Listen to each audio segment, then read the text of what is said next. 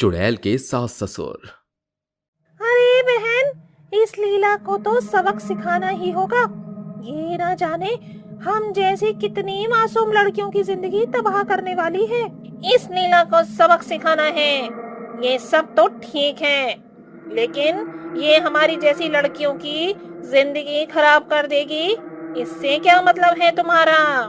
मेरा मतलब ये है कि हमारे सास ससुर पैसों के लालच में हम दोनों के पति की शादी किसी दूसरी लड़की के साथ करवा रहे हैं। जरा सोचो, अगर वो भी हम लोगों की तरह गरीब हुई और दहेज न दे पाई तो हमारे सास ससुर उन्हें भी नहीं छोड़ेंगे। जिस तरह मजबूर होकर हमने सुसाइड किया था, कहीं वो दोनों लड़कियां भी मजबूर होकर सुसाइड ना कर लें। लेकिन हम अपने सास ससुर को सबक कैसे सिखाएं? उसकी चिंता तुम मत करो, मैं सब कुछ हैंडल कर लूंगी। दोनों चुड़ैल आपस में बात कर ही रही थीं कि तभी और चुड़ैलों की सास ससुर वहां आ जाते हैं और सोफे पर बैठकर शेखर अपनी पत्नी लीला को बोलता है। अरे लीला, सुनती हो? अरे मैं बहुत थक गया हूँ, मेरे लिए तुम जल्दी से पानी लेकर आ जाओ। अरे क्या थक गए? मैं भी तो थक गई हूँ। अरे बस भी करो, बस कुछ ही दिन की बात है, कुछ समय बाद हमारी नई बहू आ जाएगी। वो दोनों आपस में बात कर ही रहे थे कि तभी 2 गिलास में पानी हवा में उड़ते हुए आता है और उस पानी के गिलास को हवा में उड़ता हुआ देख शेखर और लीला दोनों ही डर जाते हैं और चिल्लाते हुए बोलते हैं, हे भगवान, ये पानी का गिलास कैसे उड़ रहा है? अरे लीला, तुमने घर में कोई मशीन लगा रखी है क्या? अरे तुम पागल हो गए हो क्या? ऐसी भी कोई मशीन आती है भला?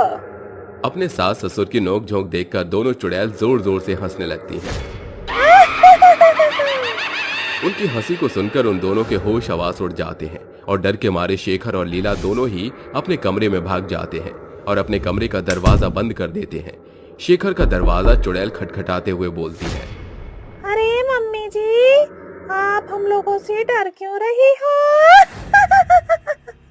वो दोनों चुड़ैल हंसते हुए वहां से गायब हो जाती हैं और अब चुड़ैलों के हंसने की आवाज न आती हुई देख शेखर और लीला दोनों अपने कमरे से निकलते हैं कि तभी उनके घर की लाइट ऑन ऑफ होने लगती है। ये देखकर एक बार फिर शेखर और लीला डर जाते हैं। अचानक उनके घर की बैल बजती है। बैल बजते हुए देख शेखर डरते हुए अपनी पत्नी से बोलता है, लीला, लीला जाओ, जाकर दरवाजा खोलो। अरे पागल मर्द कहीं के, कैसी पागलों वाली बात कर रही हो? मुझे दरवाजे पर ही खत्म कर दिया तो? अरे कैसी बात कर रही हो तुम जैसी भैंस को भी कोई मार सकता है? बड़े आए मुझे भैंस बोलने वाले। खुद को देखा है? बकरी के जैसा शरीर है, थोड़ा चलोगे तो मोटे हो जाओगे। अरे गवार औरत, चलने से इंसान पतला होता है, ना कि मोटा। वो दोनों इस तरह झगड़ रहे थे कि तभी वो दोनों चुड़ैल हंसते हुए आपस में बात करती हैं। जाओ, तुम ही जाकर दरवाजा खोल दो। ये दोनों बुढ़े बुढ़िया तो दरवाजा खोलने से रहे। दूसरी चुड़ैल दरवाजे पर जाती है और दरवाजा खोलती है। दरवाजे के बाहर कोई और नहीं बल्कि शेखर और लीला के दोनों बेटे खड़े थे। अपने दोनों बेटों को देख शेखर और लीला भागते हुए जाते हैं और अपने बेटों के गले लग जाते हैं। अपने माता पिता को इस हालत में देख आयुष बोलता है, अरे माँ, बाबा, आप लोग इतने डरे हुए क्यों हो? आखिर आप लोगों ने ऐसा क्या देख लिया? बेटा, यहाँ पर चुड़ैल है, चुड़ैल। ये सुनकर लीला का दूसरा बेटा पीयूष बोलता है, ये कैसी बकवास कर रहे हो तुम मम्मी, चलिए चलकर खाना खा लीजिए। पीयूष की बातें सुनकर वो सभी लोग खाने की टेबल पर बैठते हैं कि तभी शेखर अपने दोनों बेटों से बोलता है, आयुष और पीयूष, मैं तुम दोनों को एक बात बताना चाहता हूँ। बेटा, आयुषी और संजना के गए हुए काफी समय हो गया है। तुम लोग काफी समय से अकेले ही जीवन गुजार रहे हो, इसलिए मैंने और तुम्हारी माँ ने तुम दोनों के लिए एक सुंदर सी लड़की देखी है। तुम दोनों उन लड़कियों को देख लो और उनसे शादी कर लो। ये कैसी बात कर रहे हैं? मैं शादी नहीं करूंगा। भले ही आज वो इस दुनिया में नहीं रही, लेकिन मैं उसके सिवा किसी और को अपनी पत्नी का दर्जा नहीं दे सकता। बेटा, उन लोगों के पास भरमार पैसा है, और वैसे भी तुम दोनों की पत्नियों ने आखिर हमें दिया ही क्या? गरीब घर से तो थी, ऊपर से ऐसे हालत में आई थी जैसे कि इस घर में बहू नहीं बल्कि भिखारी आए हों। लीला की ये बात सुनकर उन दोनों चुड़ैलों को बहुत ही गुस्सा आ जाता है, जिसके बाद एक चुड़ैल लीला के कंधे पर बैठ जाती है तो दूसरी चुड़ैल शेखर के कंधे पर बैठ जाती है और उसको नीचे जमीन पर गिराकर दोनों चुड़ैल अपने सास ससुर के बालों को खींचते हुए कांटे वाली चम्मच उठाकर उनको मारने जाती हैं कि तभी आयुष बोलता है, अरे तुम दोनों तो एक भयंकर चुड़ैल हो, आखिर तुम दोनों यहाँ पर कैसे आई और मेरे माँ बाबा को इस तरह क्यों मार रही हो? आयुष जी, हम लोग कोई और नहीं बल्कि आप दोनों की पत्नियां हैं। भाभी, ये आप क्या बोल रही हैं? आयुषी दीदी बिल्कुल सही बोल रही हैं। आज से 1 साल पहले हम लोग आप दोनों के साथ अपना जीवन खुशी से बिता तो रहे थे, लेकिन आपके माँ बाबा ने हमें इतना मारा कि हम लोगों ने सुसाइड ही कर लिया। वो आए दिन हम लोगों को दहेज के लिए टॉर्चर करते रहते। एक दिन की बात है, इन लोगों ने हमें अपने घरों से BMW कार लाने को बोला। हमारे माँ बाप इतने अमीर नहीं थे कि हम इस घर को वो 2 BMW खरीद कर दे सकें, इसीलिए हम लोगों ने उन्हें मना कर दिया।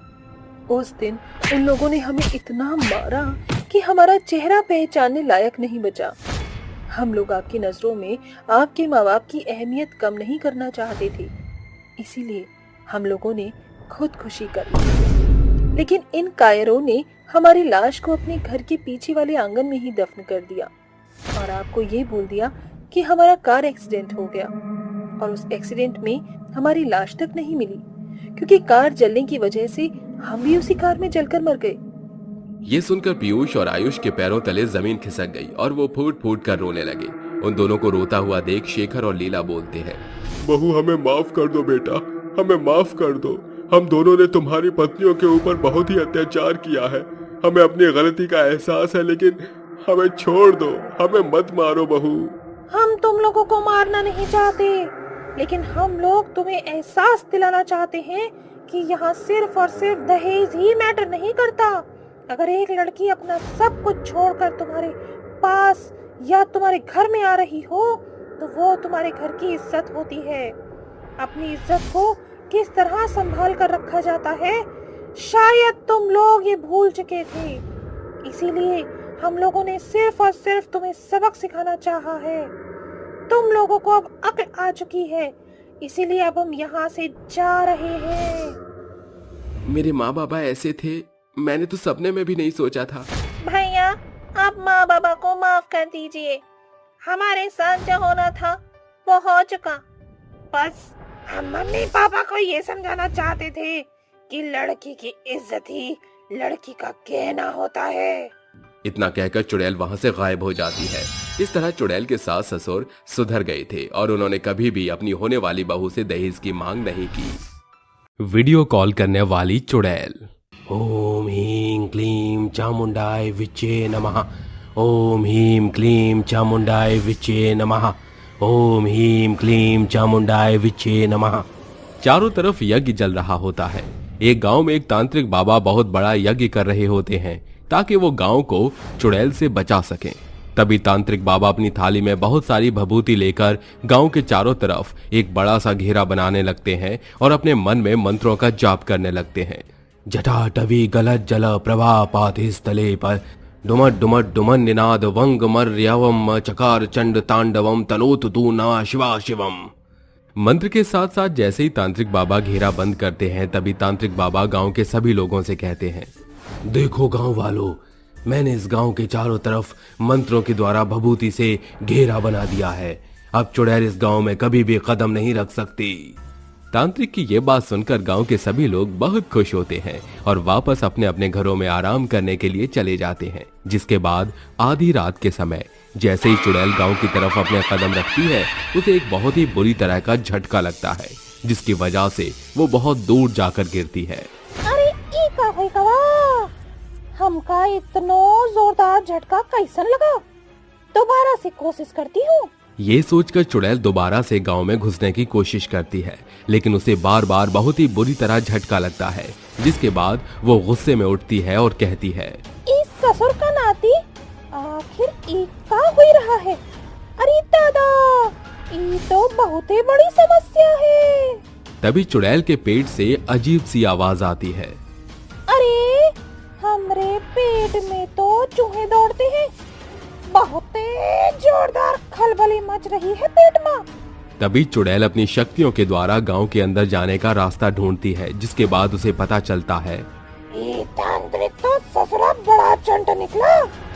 हमरे गांव में ना आवे के खातिर जाल बिछाया है गोल गोल। ये गोल गोल घेरा से इका लागत है कि हम गांव में प्रवेश न कर पाए हैं, लेकिन मैं बहुत ही चालाक हूँ, कुछ तो उपाय निकाल ही लूंगी। ये सोचकर चुड़ैल वहां से चली जाती है, जिसके बाद चुड़ैल कई दिनों तक लगातार गांव में घुसने की कोशिश करती है, लेकिन तांत्रिक बाबा की भभूति के कारण वो उनके घेरे को पार नहीं कर पाती और इसी कारण वो भूख से पागल हो रही थी। तभी एक दिन कुछ लोग जंगल में लकड़ी काटने के लिए आते हैं, जिसके बाद चुड़ैल उन्हें देख लेती है। अरे कमाल हुई कवा, आज तो हमारी लॉटरी ही खुल गई। तनिक देखो तो एकदम तंदुरुस्त इंसान खड़े हैं हमारे सामने। आज तो हमरे पेटवा को खूब सारा खाना मिल जाई। तभी चुड़ैल उन लोगों को एक पेड़ के पीछे छुपकर देख रही होती है। वो लोग किसी से फोन पर वीडियो कॉलिंग कर बात कर रहे होते हैं, जिसे देखकर चुड़ैल अपने मन ही मन सोचती है, अरे ये लोग तो बहुत ही गजब है। अरे देखो तो सही, ये वीडियो कॉल के जरिए दूर बैठे लोगों से भी बात कर पा रहे हैं। हमका तो ये बहुत ही अच्छा लगा। इसी के कारण हमारे दिमाग में एक आइडिया आवत है, क्यों ना मैं इस वीडियो कॉल के जरिए लोगों के पास जाऊं और मैं खा जाऊं। बहुत ही मजा आएगा। तभी चुड़ैल राजू के फोन में घुस जाती है और उसके जरिए वो गांव में पहुंच जाती है। लेकिन चुड़ैल फोन से बाहर नहीं आ सकती थी, क्योंकि अगर वो फोन से बाहर आती तो वो गांव के अंदर तांत्रिक बाबा के मंत्रों द्वारा पड़े हुए घेरे की वजह से मारी जाती। इसलिए वो फोन के अंदर वीडियो कॉल के जरिए लोगों के पास जाने लगती है और उन्हें मारने लगती है। जैसे ही रात के समय राजू अपने फोन से अपने माता पिता के पास वीडियो कॉल करता है, उसकी वीडियो कॉल के जरिए चुड़ैल उसके माता पिता की वीडियो कॉल में घुस जाती है और उनसे कहती है, बहुत ही मजे ले रहे हो जिंदगी के। ले भैया, ओफो, पूरे दुर्राटे कटे नहीं जिंदगी के। अब तुम बुढ़ा बुढ़िया का मजे हम ही दिला सकत है। हमरे पेट माँ खलबली मच रही है। चलो आओ तो का हमरे पेट की सैर करवाई दे। वीडियो कॉल पर चुड़ैल को देखकर राजू के माता पिता बहुत डर जाते हैं, जिसके बाद उनके हाथ से फोन नीचे गिर जाता है। हे भगवान, ये चुड़ैल कहाँ से आई गई हमरे फोन में। राजू के पिताजी तो का हमरी कसम है, फोन के पास नहीं जाइए। राजू के पिता फोन के पास जाते हैं उससे पहले तभी अचानक से फोन के अंदर से एक बहुत ही भयानक हाथ बाहर आता है और राजू के माता पिता को फोन के अंदर ही खींच लेता है। फोन के अंदर वीडियो कॉल पर राजू देख रहा होता है कि एक चुड़ैल उसके माता पिता को बहुत बेरहमी से मारकर खा जाती है। तभी अचानक से कॉल कट हो जाती है और वो बहुत जोरों से रोने लगता है। अरे ये का हुई गवा करिश्मा, अरे हमारे माता पिताजी को चुड़ैल खाई गई और ये चुड़ैल हमारा पीछा काबो नहीं छोड़े। अब हम क्या करें करिश्मा, अब हम क्या करें। अगले दिन जैसे ही राजू अपने माता पिता के घर पहुंचता है, वहां उसे उसके माता पिता कहीं नहीं दिखते सिवाय उनके फोन के। जिसके बाद राजू अपने साथ हुई घटना पूरे गांव को बताता है, लेकिन गांव का कोई भी इंसान उसकी बातों का विश्वास नहीं करता। अरे राजू के बच्चे बौखला गया है क्या? अरे तेरी इन बातों में हम नहीं आने वाले। जब से तांत्रिक बाबा ने चुड़ैल को भगाने के लिए गांव के चारों तरफ घेरा बनाया है, तब से चुड़ैल ने इस गांव में कदम भी नहीं रखा और तू चुड़ैल की बात कर रहा है। अरे कल मुँहे, अपनी जुबान को बंद रख और चुड़ैल का नाम भी मत ले। अरे अगर बार बार उसका नाम लेगा तो क्या पता वो वापस आ जाए। अरे का हुई गवा, तुम लोगन को तुम हमारी बात पर यकीन काहे नहीं कर रहे हो? हम तो का बता ही रहे हैं काकी, अगर अभी हमारी बात पर यकीन नहीं करो तो तुम सभी चुड़ैल के हाथों मारे जाओगे। गांव के सभी लोग चुड़ैल का नाम सुनकर राजू की बातों को नजरअंदाज करके वहां से चले जाते हैं।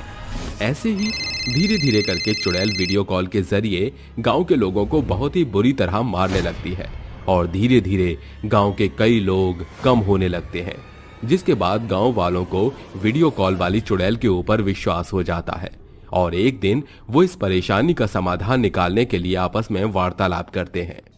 अरे तौबा तौबा तौबा, क्या बताएं तुम सबको। अरे कल रात मैंने खिड़की से झांक कर देखा, एक घर में एक आदमी अपनी लुगाई से वीडियो कॉल पर बात कर रहा था। तभी उसके अंदर से एक चुड़ैल का हाथ निकला और उस चुड़ैल ने वीडियो कॉल के जरिए उस आदमी को अंदर खींच लिया और उसे मार दिया। पहले तो जंगल की चुड़ैल इस गांव में आकर हमें परेशान किया करती थी, अब ये वीडियो कॉल वाली चुड़ैल। अरे क्या करें हम लोग। वही करोगे जो पिछली बार किया। हमें तांत्रिक बाबा को बुलाना होगा। अब हमारी इस परेशानी का कोई समाधान वो ही निकाल सकते हैं।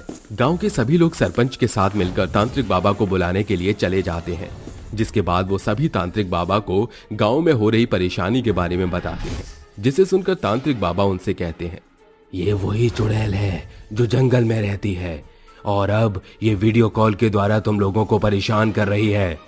इसका अब एक ही उपाय है, ये लो पवित्र गंगा जल। आज रात तुम में से कोई भी एक वीडियो कॉल के जरिए किसी दूसरे इंसान से बात करने की कोशिश करना, और जैसे ही वो चुड़ैल वीडियो कॉल पर आएगी तुम लोग सारे इकट्ठे होकर पवित्र गंगा जल चुड़ैल के ऊपर डाल देना, जिसके बाद चुड़ैल अपने आप हमेशा हमेशा के लिए भस्म हो जाएगी। तांत्रिक बाबा गांव के हर एक आदमी को थोड़ा थोड़ा पवित्र गंगा जल देते हैं, जिसके बाद गांव के सभी लोग वापस अपने गांव आ जाते हैं। और जैसे ही रात होती है, रात के समय सरपंच अपने फोन से दामोदर को वीडियो कॉल करता है, और जैसे ही दामोदर के पास वीडियो कॉल जाती है, वो चुड़ैल भी वीडियो कॉल के जरिए दामोदर के पास पहुंच जाती है। आखिर तू भी फंस गया हमारी जाल में। तो हर वीडियो कॉल तो बहुत ही मस्त है रे दामोदर। लेकिन दामोदर, अब तो तू गया। अब तो तू मेरे पेट की भूख को शांत करेगा। ऐसा कहकर चुड़ैल जैसे ही अपना हाथ बाहर निकालती है, गांव के सभी लोग इकट्ठे होकर दामोदर के फोन के ऊपर पवित्र गंगा जल छिड़क देते हैं, जिसके बाद वो फोन अपने आप एक बम की तरह फट जाता है और चुड़ैल उसके अंदर जलकर राख हो जाती है, जिसके बाद गांव वालों को चुड़ैल से हमेशा हमेशा के लिए मुक्ति मिल जाती है। भूत और चुड़ैल की मैंगो बाइक। जैसे ही तेज आंधी चलती है, लोग अपने घर में घुस जाते हैं। तभी एक बाइक की फटफटिया जैसी आवाज आने लगती है। वहीं एक बुढ़ा पेड़ के नीचे बैठकर आम खा रहा था। आम की खुशबू सूंघकर चुड़ैल और भूत मैंगो बाइक लेकर उसके पास पहुंच जाते हैं। मेरे आम, कितने दिन से मैंने आम को नहीं खाया। अभी इस बुड्ढे से आम छीनती हूँ। हाँ, आम छीन कर खा लो इस बुढ़े से। बुड्ढे, चल ये आम मुझे दे दे। नहीं दूंगा। अरे आम मुझे बहुत पसंद है और मैं ही खाऊंगा। ए बड़ाऊ, लगता है तुझे हमसे डर नहीं लगता। तुझे पता है हम कौन हैं? हम चुड़ैल और भूत हैं। इस आम को तो तुझसे लेकर ही रहेंगे, चाहे इसके लिए तेरी स्वर्ग की टिकट ही क्यों न काटनी पड़े। अरे मेरे बाल ऐसे ही सफेद नहीं हुए। तुम जैसे चुड़ैल और भूत मेरे सपने में आते जाते रहते हैं अक्सर, तो सामने होकर भी तुमसे डर नहीं लगता। सुन रहे हो जी? इस बुड्ढे का एक पैर कब्र में लटक रहा है, फिर भी अकड़ नहीं जा रही। अब बताती हूँ इसको। बुड्ढे के हाथ से आम छीनकर खाती है वो, और फिर दोनों मैंगो बाइक पर बैठकर उस बुड्ढे के ऊपर बाइक चढ़ाकर उसे मार डालते हैं, जिसके बाद वो बूढ़ा बिना तड़पे ही मर जाता है। जिसके बाद चुड़ैल और भूत हंसते हुए कहते हैं, जो भी हमें आम नहीं देगा उसे हम इसी तरह मैंगो बाइक से रौंद देंगे। हाँ, कोई नहीं बचेगा, सब मरेंगे। आओ जानवर, मेरी मैंगो बाइक पर बैठकर मैंगो खाने का लुत्फ उठाओ। जरूर जानो। लो बैठ गई मैं, अब उड़ाओ अपनी मैंगो बाइक को। ये बोलते ही दोनों मैंगो बाइक पर बैठकर आसमान की सैर करने लगते हैं। ऐसे ही आधी रात में उस चुड़ैल का आम खाने का फिर से मन करता है। तभी चुड़ैल अपने पति से कहती है, सुनिए जी, मुझे फिर से आम खाना है। अरे उस बुड्ढे को मारकर तुझे चैन नहीं मिला जो फिर से आम खाने की डिमांड कर रही है? रात में आम कहाँ से लाऊं? कौन खा रहा होगा इस वक्त? नहीं, मुझे नहीं पता। मुझे बस आम खाने हैं, चाहे कहीं से भी लाओ। या फिर आम के बागान में लेकर ले चलो, वहाँ तो कोई भी नहीं होगा। नहीं लाए तो मेरे लंबे नाखून तुम्हारा क्या हाल करेंगे जानते हो ना। अरे भगवान, ये पत्नियां ना जिंदा में चैन लेने देती हैं और ना मरने के बाद। डिमांड तो मरने के बाद भी पूरी करनी पड़ती है, नहीं करी तो मुझे मारेगी। कुछ कह रहे हो तुम? और नहीं, आओ मैंगो बाइक पर बैठो। ये कहते ही वो भूत मैंगो बाइक पर उसे बिठाकर आम के बागान में पहुंच जाता है, जहां बहुत सारे आम के पेड़ पर आम लदे हुए होते हैं। दोनों आम तोड़कर आम खाने लगते हैं। उसी वक्त खेत का मालिक अपने खेत में चेक करने आता है तो देखता है कि जमीन पर आधे खाए हुए आम पड़े हैं। तो वो कहता है, अरे आम का हाथ कैसा किया किसने, वो भी इतने सारे। कौन है मेरे बागान में? अरे कौन है, सामने आओ जिसने भी ये आम खाए हैं। मैंने तेरे बागान के ये मीठे आम खाए हैं, बोल क्या कर लेगा तू? चुड़ैल, अरे क्यों तूने मेरे बागान के आम इस तरह से बर्बाद किए हैं? अब मैं तुझे नहीं छोड़ूंगा। तू इसे हाथ लगाएगा? लगा लगा, चल लगा, मैं भी देखता हूँ। अरे भूत भैया, आपकी मिसेस है क्या ये? अरे मने माफ कर दो, आप दोनों कितने भी आम खा सकते हो, बस मुझे यहाँ से जाने दो। सच्ची बोला ना तूने, मैं कितने भी आम खा सकती हूँ ना। ठीक है फिर तो जा। हाँ, खा ले। चुड़ैल कहीं, मेरे आम के बागान बर्बाद करने वाली, तुझे तो मैं छोड़ूंगा नहीं। ये सुनकर खेत का मालिक बाहर आकर चुपके से उस चुड़ैल पर पत्थर फेंक कर मारता है। ये करता देख चुड़ैल उसे देख लेती है और गुस्से में मैंगो बाइक चलाकर उससे कुचल देती है, जिसके बाद वो मर जाता है और वो कहती है, बड़ा आया मुझे पत्थर से मारने वाला।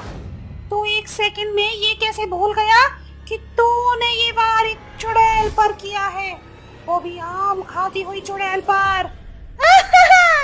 मार डाला ना। अरे वाह मेरी चुड़ैल, तुमने तो मैंगो बाइक से इसका मैंगो शेक बना डाला। इस तरह रात भर दोनों आम के खेत में आम ही खाते रहते हैं। आखिर ये भूत और चुड़ैल कौन थे और क्यों आम खाने वाले इंसान को अपनी मैंगो बाइक से मार दिया करते थे, और उन पर ये मैंगो बाइक कहां से आई, जानने के लिए कहानी में आगे बढ़ते हैं। कुछ दिन बाद फिर भूत और चुड़ैल गांव में आम खाते हुए लोगों को देखते हैं और उन्हें जान से मार डालते हैं।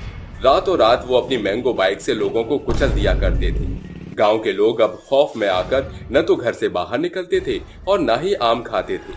गांव का ये खौफनाक मंजर देखकर मुखिया से रहा नहीं गया और गांव के लोगों को बचाने के लिए वो तांत्रिक के पास पहुंच जाता है और उन्हें सब बता देता है। ठीक है, मैं उस चुड़ैल और भूत का खात्मा कर दूंगा।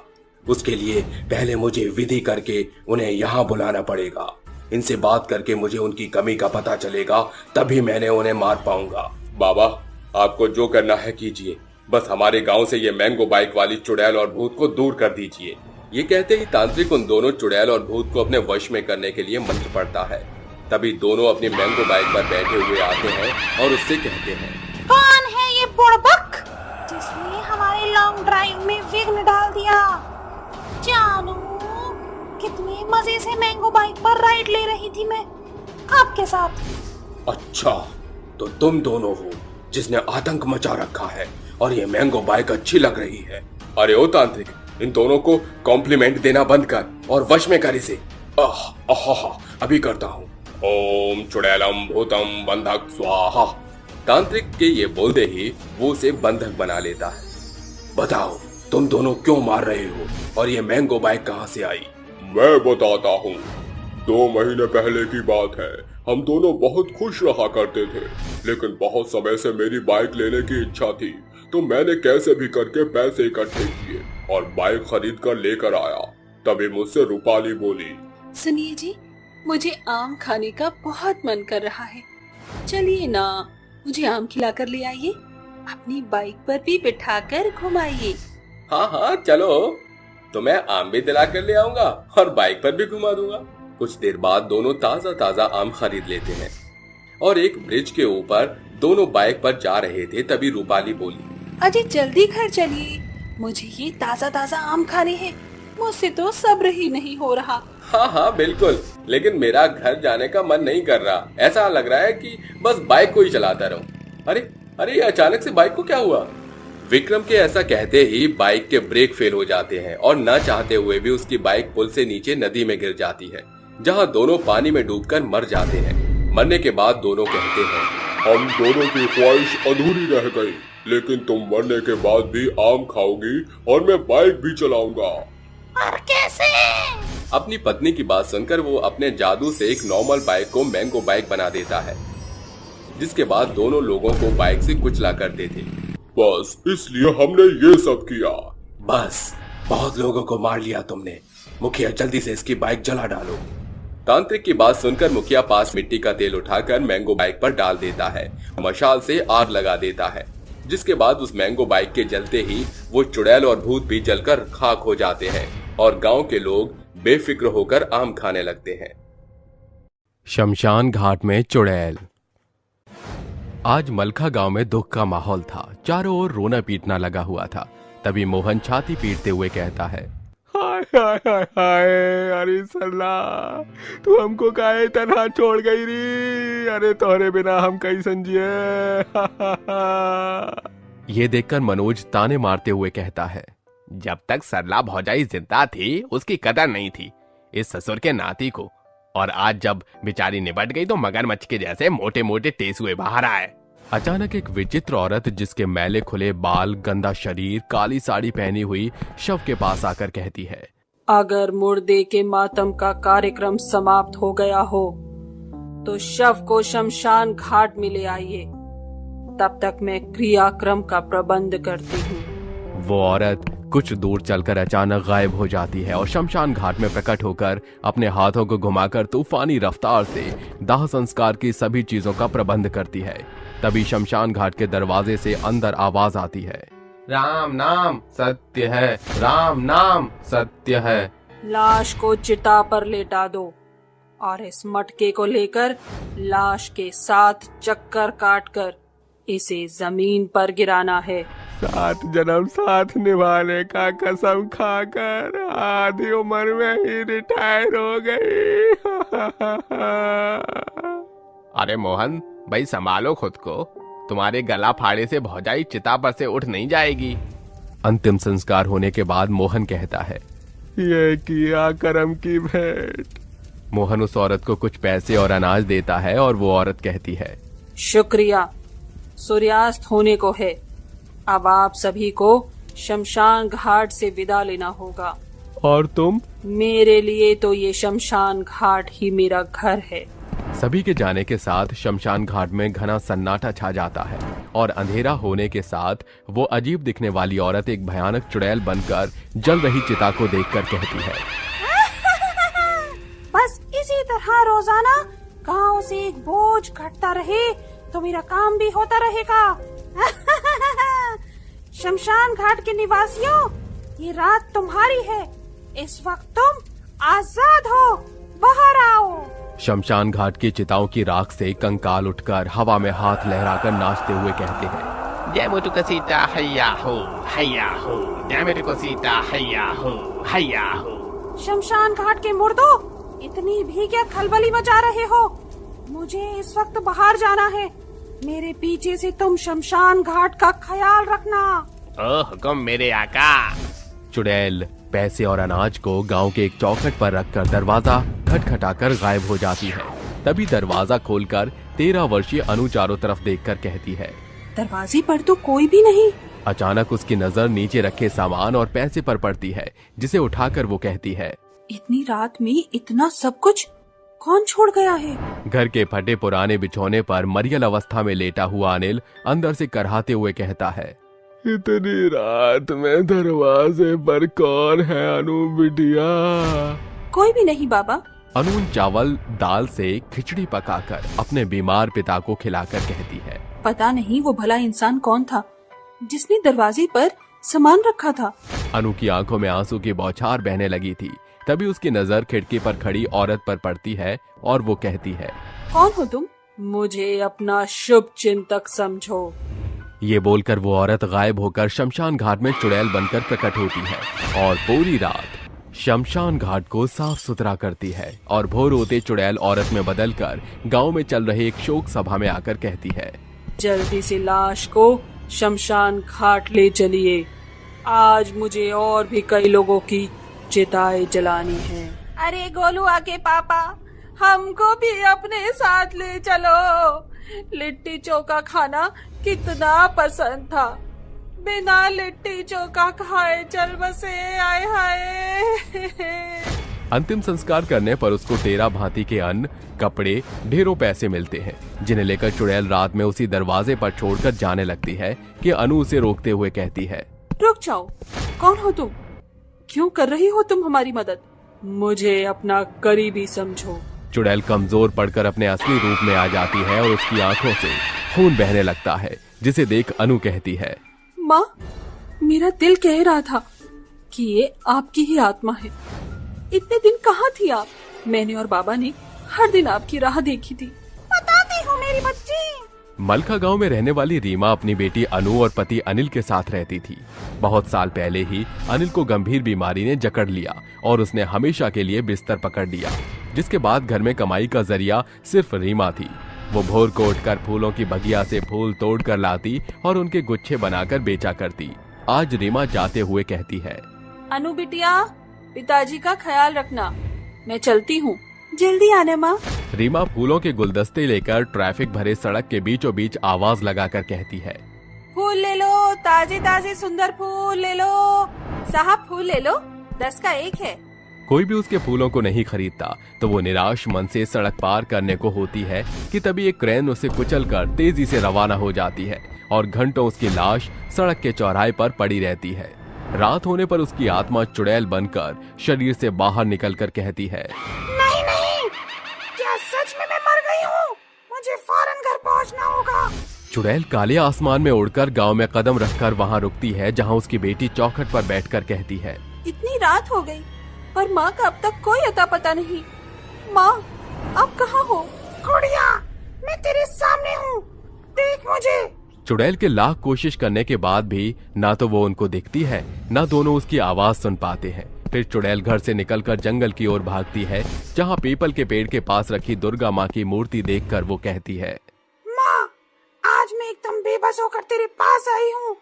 मेरे बीमार पति की और मेरी बेटी की देखरेख करने वाला मेरे सिवा कोई नहीं। मुझे शक्ति दे ताकि मैं उनकी मदद करूँ। अचानक मूर्ति के अंदर से एक रोशनी चुड़ैल पर पड़ने के साथ एक भविष्यवाणी होती है, मृत्यु को प्राप्त होने के बाद भी परिवार के प्रति तुम्हारी चिंता देखकर मैं तुमसे बहुत प्रसन्न हुई हूँ। इसलिए आज मैं जगत जननी तुम्हें एक नया इंसानी रूप दे रही हूँ। इस रूप के द्वारा तुम अपने परिवार की मदद कर सकोगी। चुड़ैल औरत में बदलकर घर चल पड़ती है। तभी उसके पैर एक शमशान घाट के आगे रुकते हैं, जहाँ घुसकर वो कहती है, लगता है शमशान घाट की रखवाली करने वाला कोई भी नहीं है। क्यों न मैं यहीं रहकर दाह संस्कार का कार्य करके मिले हुए पैसों से अपने परिवार की मदद कर सकूं। इससे मेरा चुड़ैल स्वरूप छिपा रहेगा। उस दिन के बाद से चुड़ैल शमशान घाट में रहने लगी और लोगों के दाह संस्कार का काम करने लगी थी। शमशान घाट में रहने वाली चुड़ैल की सच्चाई सुनकर भंवरी दबे पांव वहां से बाहर निकलकर तमाम गांव के लोगों को ये खबर पहुंचाती है। सभी जन मशाल हथियार लेकर चुड़ैल को ललकारते हुए कहते हैं, मुझे तो अपनी आंखों पर भरोसा ही नहीं हो रहा। इससे पहले कि ये चुड़ैल हम सभी को मारकर हमारी भी चिताएं जला दे, हम यहीं इसको स्वाहा कर देते हैं। रुक जाओ, मैं तुम्हें भला क्यों नुकसान पहुंचाऊंगी? मैं सिर्फ अपने परिवार के मुंह में यहाँ लौटी हूँ। अरे चुड़ैल किसी की सगी नहीं होती, इसकी चालबाजी में मत आना, ये हमारे लिए घातक है। अगर मैं घात करना चाहती तो कब का तुम सबको मार चुकी होती। मुझे इस गांव में रहने दो।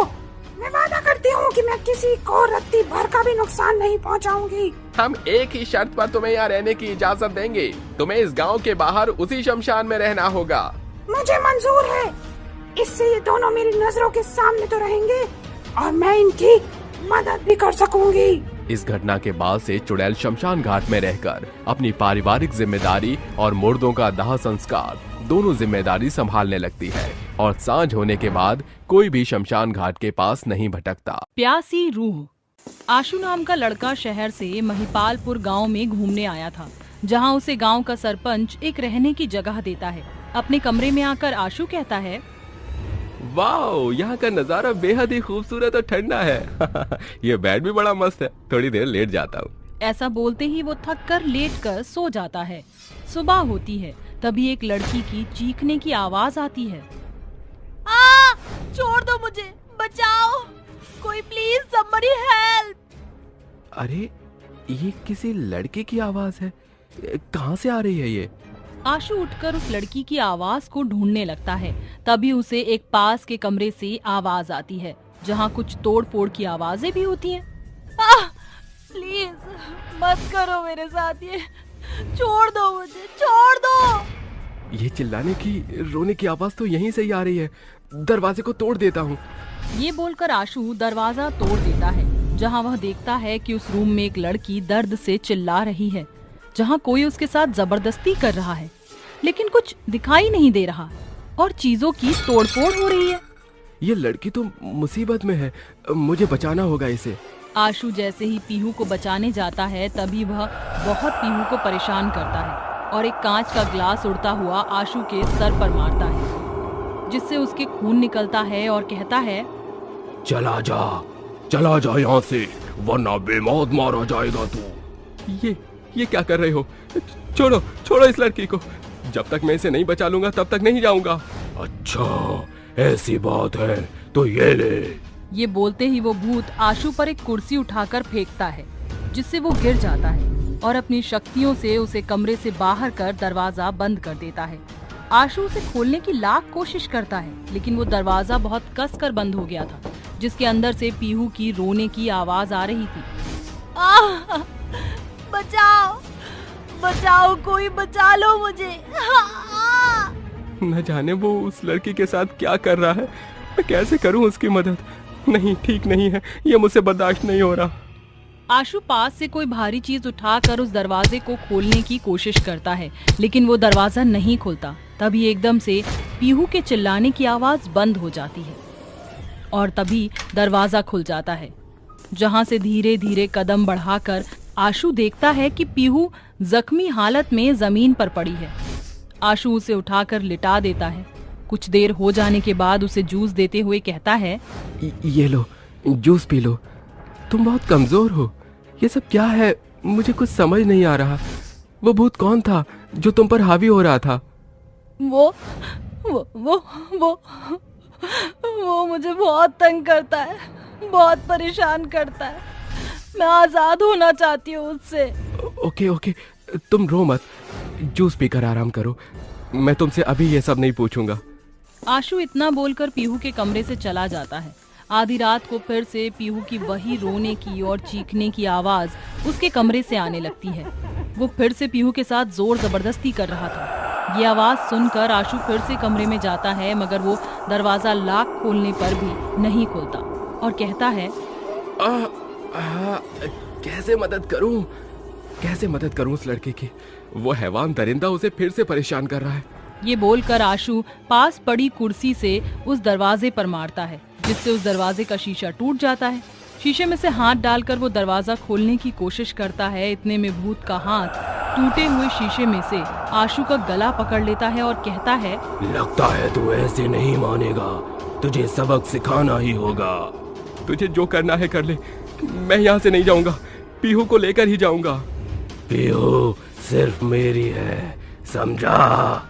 ये बोलते ही वो भूत आशु को अपनी शक्तियों से ऊपर नीचे पटकने लगता है। उसे इतना मारता है कि वो अधमरा हो जाता है। एक हफ्ते तक वो उसी बेड पर पड़ा होता है, लेकिन होश में पीहू की सारी चीखें सुनता है।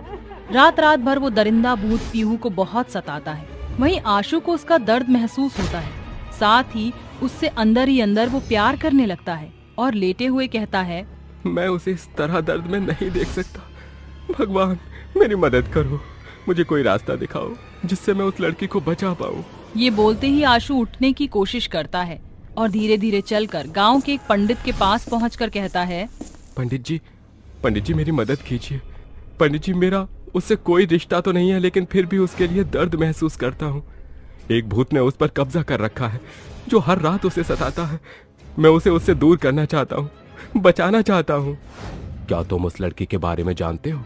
अगर तुम उसे बचाना चाहते हो तो उस लड़की से एक बार बात करने की कोशिश करो कि आखिर क्यों वो दरिंदा उसके पीछे पड़ा है, तभी कुछ सुराग मिल सकता है। ये लो, भभूत उस भूत से तुम्हें बचाएगा। ठीक है पंडित। आशु घर जाकर पीहू को ढूंढता है, जहां वो दरिंदा भूत फिर पीहू को परेशान कर रहा होता है, लेकिन इस बार वो उसे पंडित के दिए भभूत से बचा लेता है और फिर उससे बात करने की कोशिश करता है। क्या तुम मुझे बताओगी कि वो तुम्हारे साथ ऐसा क्यों कर रहा है? कौन है वो? हाँ, ये बात 2 महीने पहले की है। वो मेरा प्रोफेसर है जो डांस सिखाने के बहाने मुझे जबरदस्ती छूता था। फिर एक दिन उसने मुझे घर पर अकेला पाकर मुझे परेशान किया। मैं चीखी चिल्लाई। जब वो ये सब कर रहा था तो मैंने पास बड़ी चीज से उसके सिर पर मार दिया, तभी वो मर गया। जब से ही उसकी रूह भूत बनकर मुझे परेशान कर रही है। वो बोलता है कि वो मेरी रूह का प्यासा है, मुझे बचा लो आप। मेरा नाम आशु है और तुम चिंता मत करो, मैं तुम्हें बचा लूंगा। आशु ये सुनकर पंडित जी के पास जाता है और उन्हें सब कुछ बता देता है।